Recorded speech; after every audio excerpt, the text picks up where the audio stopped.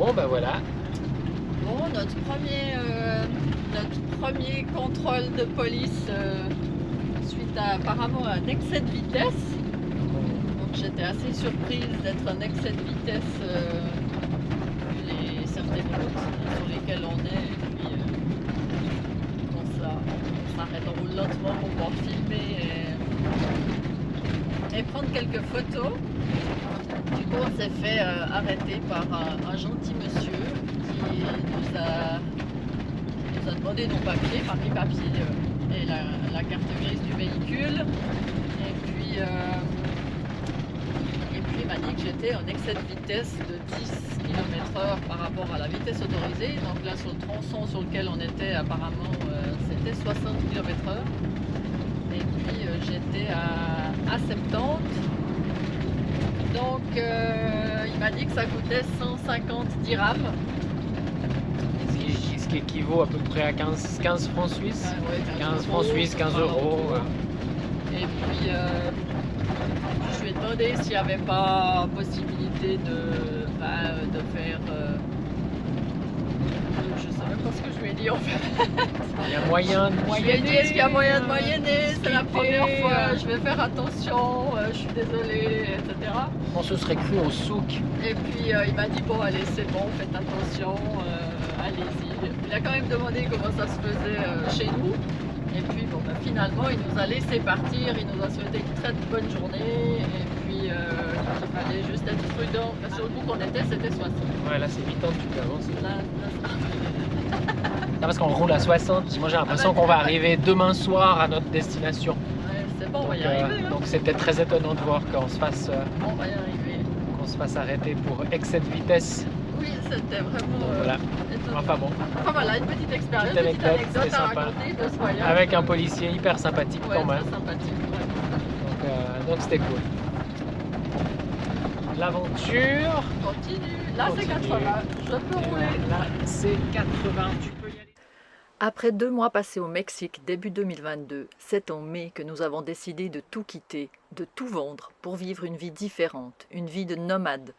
Totalement inexpérimentés dans ce mode de vie appelé van life, nous sommes partis le 30 septembre 2022 avec notre camping-car Néo acheté en juillet à la découverte de l'Europe et du monde. Derrière Solerdam, il y a Sybille et Daniel, amoureux et avides de nouvelles expériences, de nature, de mouvement et de découverte de soi et du monde. Alors voilà, après le périple agent de police, excès de vitesse à Sybille, on a passé dans une région hyper jolie. Vous verrez quelques images, c'est très verdoyant.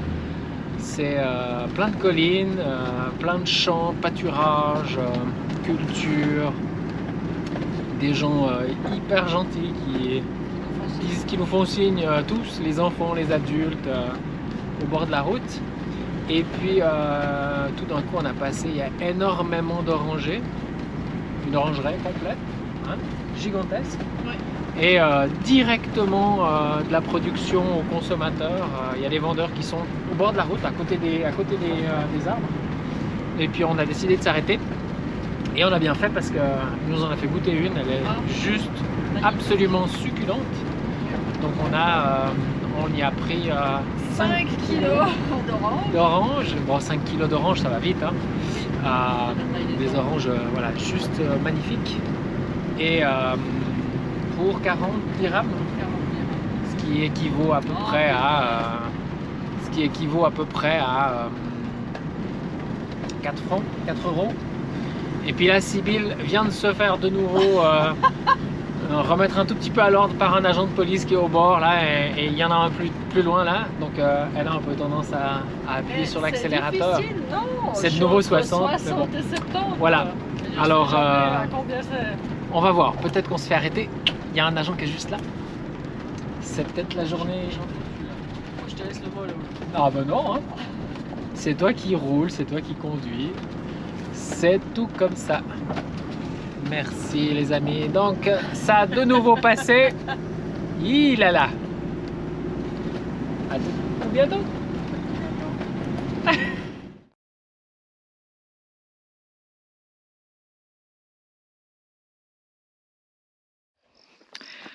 Nous voilà sur le site archéologique de Volubilis.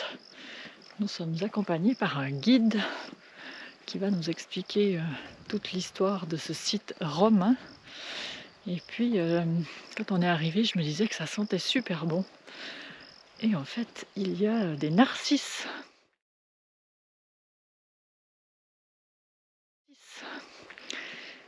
Et je voulais pas, mais il m'a ramassé un petit bout de narcisse, quelques fleurs de narcisse. Et ça sent vraiment super bon. J'adore cette odeur. Et là, on peut voir de loin pour l'instant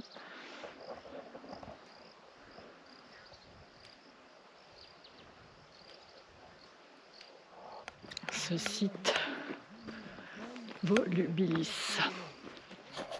Et la bosse du dromadaire à droite, accroupi sur ses genoux.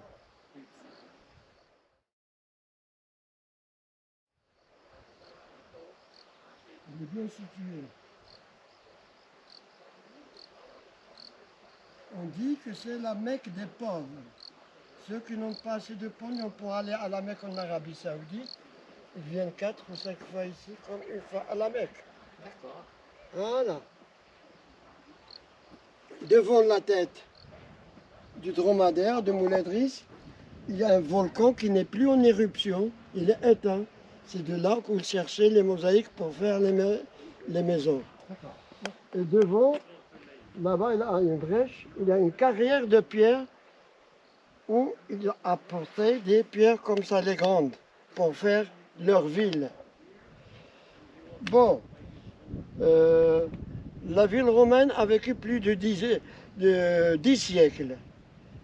Mais le noyau de la ville est daté de 2000 ans après Jésus-Christ.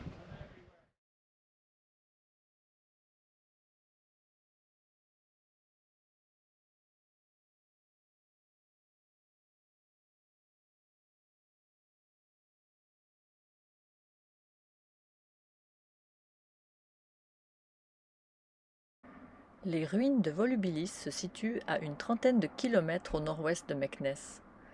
Ces vestiges sont restés préservés de l'urbanisation contemporaine et ont été exhumés à partir des années 20.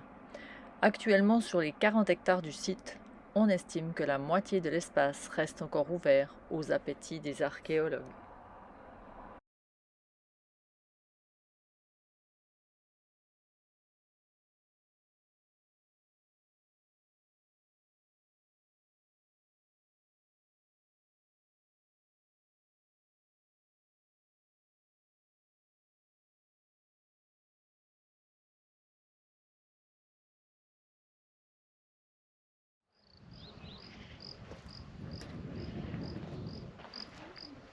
Il y a quelques mosaïques à voir,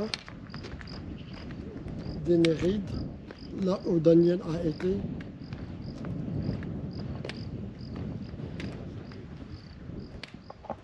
Alors il monte à l'envers sur son âne et qui fait de l'acrobatie. Les gens ils disent, comme c'est le Bacchus, le dieu du vin, alors il s'est saoulé la margoulette, il a pris une cuite et il est monté de l'autre côté, le dos retourné sur.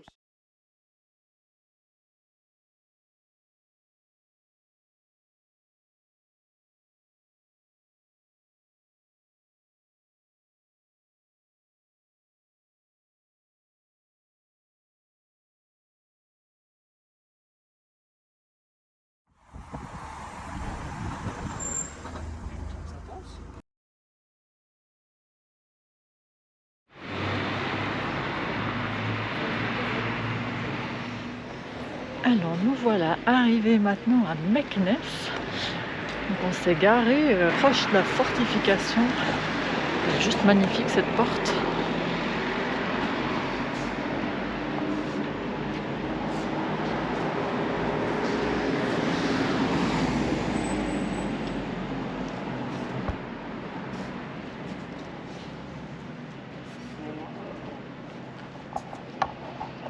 Alors on avait lu sur Park4Night qu'il y avait un parking ici un petit parking pour visiter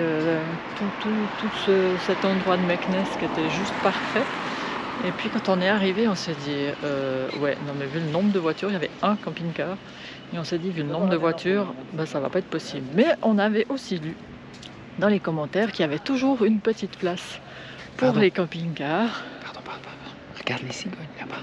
Ah oui, excellent. Et puis quand on est arrivé, donc il y a le gardien qui nous dit c'est pour passer la nuit, puis on dit oui, ah ben c'est bon. Donc il nous a déplacé une grosse voiture pour qu'on puisse s'installer. Alors on est vraiment côte à côte avec un autre camping-car et puis des Parisiens qui sont arrivés à côté de nous avec qui on a échangé, très sympathique.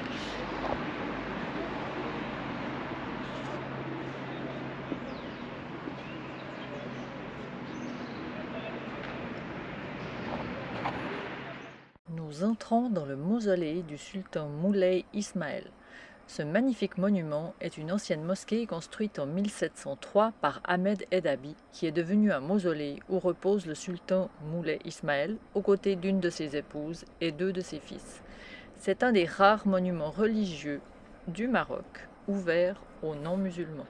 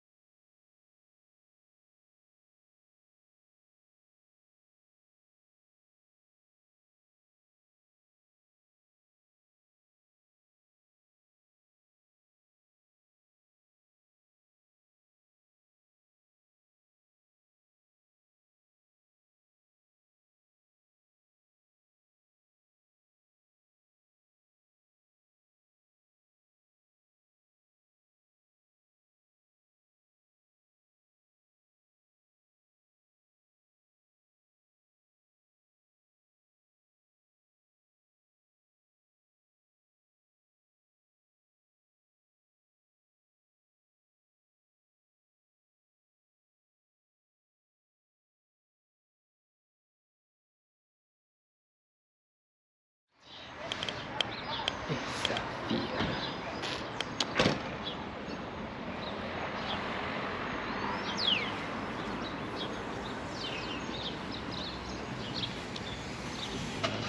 Bonjour. Bon, elle fait la maline, hein. Mais quand elle se réveille, c'est pas tout à fait la même chanson. Non, quand je me réveille, je suis fatiguée. Non, c'est pas vrai. Mais il met le réveil le matin, quoi. Ah bah oui. Et puis il le met très tôt. Et puis après, on entend chanter là, pour l'appel à la prière. Absolument dingue, moi j'adore. Quand ils appellent à la prière tous les matins, c'est hyper joli. Donc on est à Meknès. Voilà, exactement. Ce matin, il fait froid, d'où les vestes Illigo. Ouais. On a double veste, hein, Ouais, parce qu'il fait pas très chaud. Non. Mais enfin bon, on n'a rien à se plaindre parce que chez nous en Suisse, on a entendu parler d'une météo de non loin de moins 10 degrés avec de la neige. Ouais, on est mieux ici quand même. Donc on est bien ici. On est bien ici, même s'il fait un petit peu frais. Il fait bon. Et puis là, on est en train d'aller, avant de se remettre en route en direction de Casablanca, on va visiter les jardins du Palais Royal de Meknès. Donc on va vous faire un petit peu visiter ça. Là, on a fait juste un tout petit peu le tour de où on était parqué. C'était très étrange quand on est arrivé hier. Il y avait beaucoup d'activités, beaucoup de monde. On s'est dit oulala, mais qu'est-ce que ça va être? On est sur un parking. Puis finalement, la nuit hyper calme. On a très bien dormi, on était un petit peu en pente. Donc on a nos muscles qui se sont agrippés au matelas pour pas glisser. Mais c'était une très belle nuit. Et puis on a fait une petite visite hier. On était dans le souk. On est allé à la Médina. Oui. C'était hyper sympa. Et puis le petit quartier dans lequel on est là, juste à côté, on ira faire un petit tour après, il y a un parc où les gens sont là, ils viennent flâner, ils viennent se poser sur un banc, discuter, c'est tout calme, c'est tout cosy, c'est tout sympa. Et on passe une porte et ça grouille de monde, il y a la suractivité de la ville. C'était assez, Le contraste était assez saisissant comme contraste, c'est vrai. Alors, ce qu'on pensait être les jardins était en fait le golf royal, donc En on fait- n'a en pas fait, eu le droit d'y on- aller. On pensait, mais on a été abordé par un militaire, un garde. gardien. Et puis on lui a posé la question de où étaient les jardins du palais, puis il nous a dirigé très rapidement. Il nous disait oui, c'est juste ici, la porte elle est là. Vous et puis pouvez est-ce y qu'on peut aller aller visiter? Oui, oui, c'est ouvert. Oui, oui, vous pouvez y aller. Et puis en fait, quand on s'est retrouvé devant la porte, on a fait la petite vidéo pour expliquer qu'on allait visiter ces jardins. Et deux gardes sont venus vers nous en nous demandant de ne pas trop filmer parce qu'ils pensaient qu'on les filmait eux. Et c'est interdit de filmer la police au Maroc, ce qui est assez logique. Et finalement, il nous a expliqué que c'était pas les jardins du palais, mais que c'était le golf royal. Et puis que si on faisait du golf, on avait le droit d'y aller, mais qu'autrement, et ben c'était juste passer la porte pour aller voir un petit peu avec nos petits yeux ce qu'on pouvait voir, et ça s'arrête à ça. Donc on est ressorti, on a fait tout le tour. On a longé toute la fortification, la muraille, je sais pas trop. Et en fait, Meknès est en travaux depuis 2019. Donc il y a des énormes travaux un peu partout dans la ville. Là. En tout cas, dans le coin où on est, il y a beaucoup de travaux. Donc beaucoup de choses qui sont fermées. Des lieux qui habituellement sont ouverts au public pour visiter en tant que touriste, je vais dire, sont fermés. Donc on va encore aller se promener un peu et voir ce qu'il y a potentiellement à voir depuis où on est à pied.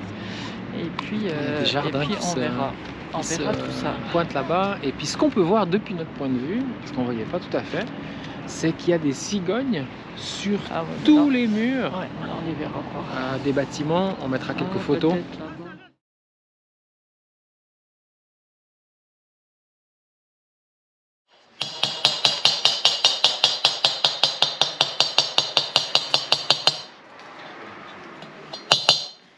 Mais c'est ça ce qu'on appelle la damasquinerie ou bien le damasquinage.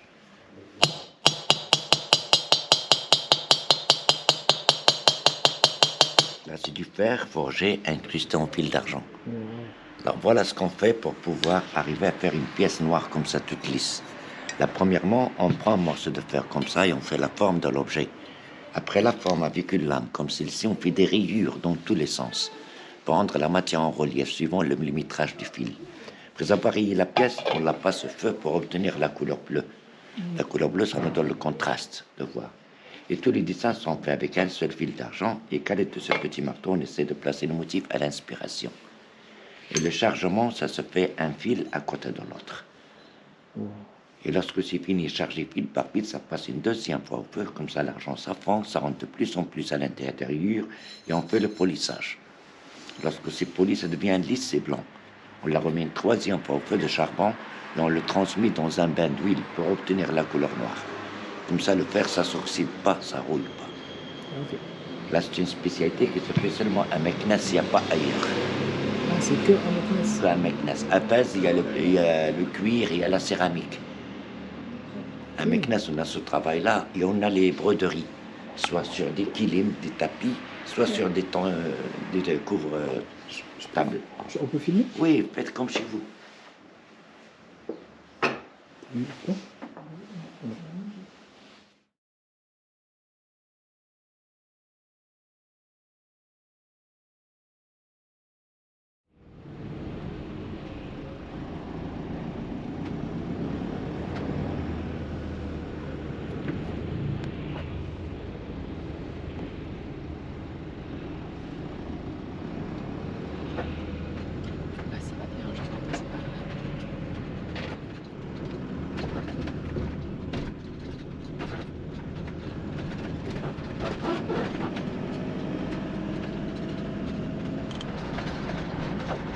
Voilà, reparti. On a repris la route. On est passé dans Meknès. Et ce matin, après notre petit tour, on s'est rendu compte qu'en fait, il n'y avait pas grand chose, que tous les sites, comme je l'avais dit, touristiques étaient fermés, vu que tout est en rénovation.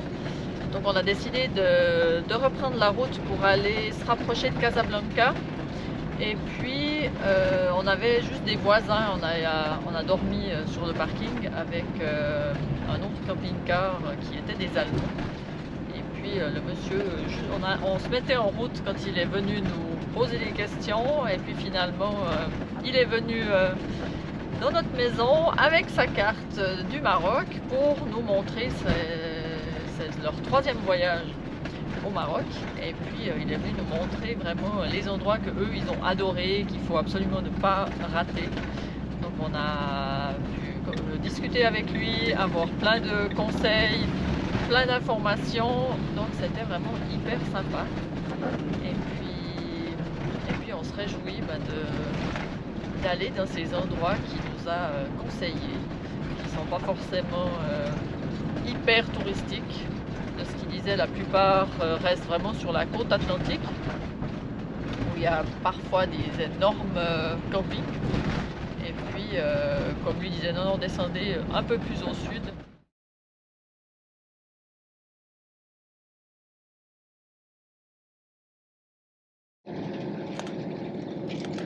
Des hommes venus du Là, monde on entier sont arrive déjà à passés par ce Kémisset. village. Ils viennent ici chercher des choses nouvelles, mais il reste On toujours va les juste mêmes baisser hommes. un peu le son de ce qu'on Ils écoute. vont jusqu'à la colline pour passer. Entre Meknès et Kémisset, il y avait d'énormes pâturages, il y avait vraiment beaucoup de végétation, des paysages magnifiques. Et puis on voit aussi la différence de culture et la différence de traitement avec les animaux, des choses que j'avais jamais vues ailleurs jusqu'à aujourd'hui. C'est, là je viens de voir un troupeau de vaches qui était dans un pâturage, vu qu'il n'y a pas de barrière de clôture dans le pâturage, ils attachent les pattes avant et le museau de la vache sur un seul fil.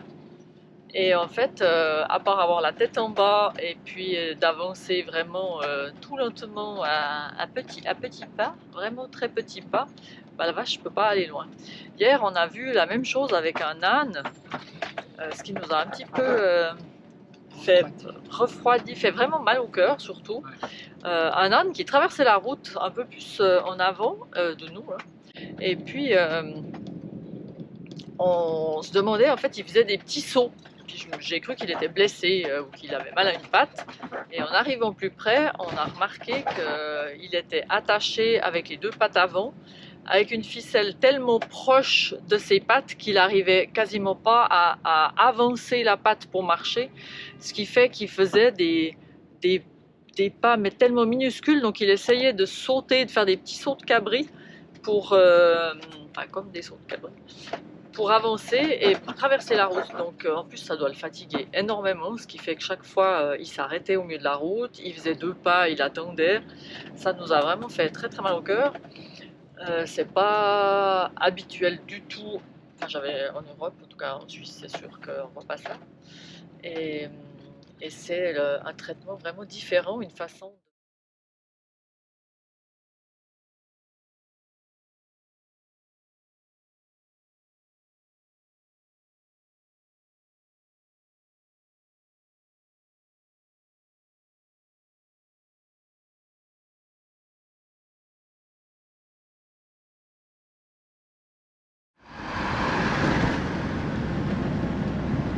Et là, on se rapproche de Rabat. Et puis après nous, on va poursuivre notre route en direction de Casablanca.